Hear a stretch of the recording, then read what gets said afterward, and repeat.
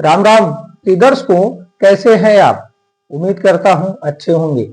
महाशिवरात्रि का पर्व आ रहा है। महाशिवरात्रि का पर्व किस दिन मनाया जाएगा? 26 फरवरी को मनाया जाएगा कि 27 फरवरी को मनाया जाएगा? इस दिन शंकर जी की कृपा प्राप्ति के लिए क्या करना चाहिए?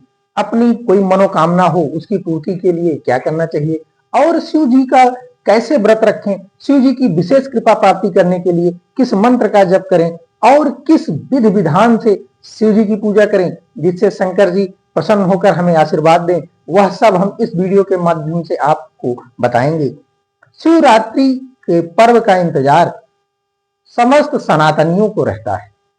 शंकर जी की विशेष पूजा इस दिन की जाती है। तो इस वर्ष का महाशिवरात्रि 26 फरवरी को मनाया जाएगा, क्योंकि महाशिवरात्रि का जो पर्व होता है वह फागुन मास के चतुर्दशी तिथि को मनाई जाती है, कृष्ण पक्ष के चतुर्दशी तिथि को मनाई जाती है। तो 26 फरवरी को 11:08 से चतुर्दशी तिथि लग रही है। तो 26 फरवरी को ही शिवरात्रि मनाई जाएगी और इस व्रत का पारण 27 फरवरी को 6:45 से 8 बजे के बीच कर लेना चाहिए। इस व्रत की शुरुआत कैसे करें और शंकर जी की विशेष कृपा प्राप्ति के लिए क्या क्या करना चाहिए? पुराणों में कहा गया है कि इसी दिन भगवान भोलेनाथ और माता पार्वती का विवाह हुआ था। एक अन्य मान्यता है कि भगवान शंकर 12 ज्योतिर्लिंग के रूप में इसी दिन धरती पर विराजमान हुए थे। तो इस दिन इसलिए शिवरात्रि मनाई जाती है।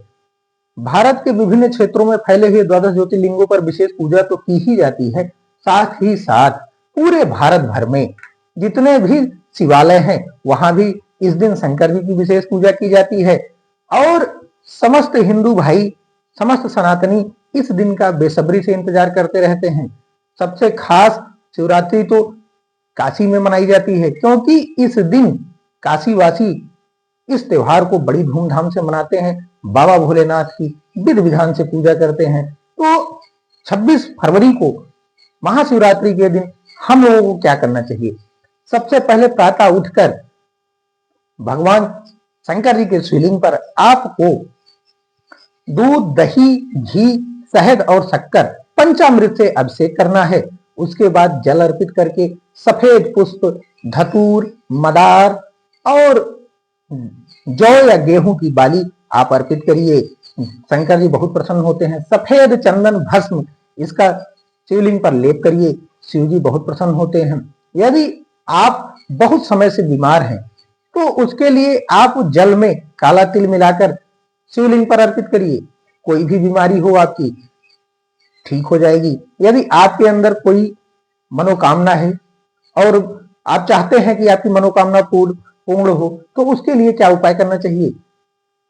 महाशिवरात्रि के दिन आप एक काली मिर्च ले लीजिए और कुछ दाने काले तिल के लेकर अपने हाथ में लेकर अपना नाम, गोत्र और अपनी मनोकामना बोलकर शिवलिंग पर अर्पित कर लीजिए।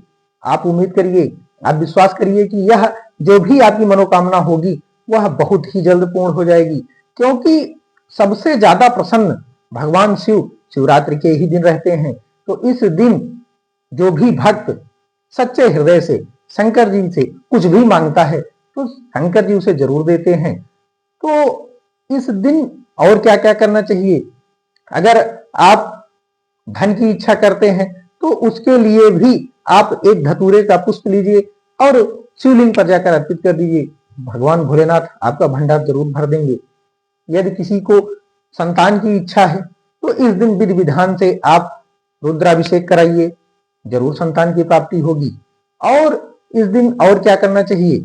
सबसे ज्यादा इस दिन ध्यान रखना चाहिए कि आपको रात्रि के समय जागना है और जग कर भगवान भोलेनाथ की आराधना करना है। जो रात्रि के 4 पहर हैं, रात्रि के चारों पहर जगकर भगवान शिव की आराधना करनी है। और इस दिन निशीथ काल 12:09 से 12:59 रात्रि के समय 26 फरवरी को रहेगा। तो निशीथ काल में विशेष पूजा की जाती है और रुद्राष्टाध्यायी इसका पाठ करिए।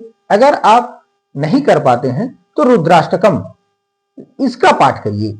आप देखेंगे कि शंकर जी की विशेष कृपा प्राप्ति होगी आपको। यदि रुद्राष्टकम भी आप नहीं कर पाते हैं, कई दर्शक ऐसे हैं जो पढ़ नहीं पाएंगे क्योंकि संस्कृत में रहता है, हालांकि बहुत सरल भाषा में लिखी गई है, बहुत सरलता से लिखी गई है, लेकिन नहीं पढ़ पाते हैं तो आप रुद्राष्टकम सुन भी सकते हैं, उससे भी लाभ प्राप्त होगा। काशीवासी इस दिन का बेसब्री से इंतजार करते रहते हैं क्योंकि हमने देखा है कि काशी में 14 जगह बहुत धूमधाम से शिवरात्रि मनाई जाती है। आज के वीडियो में इतना ही, इजाजत दीजिए, नमस्कार।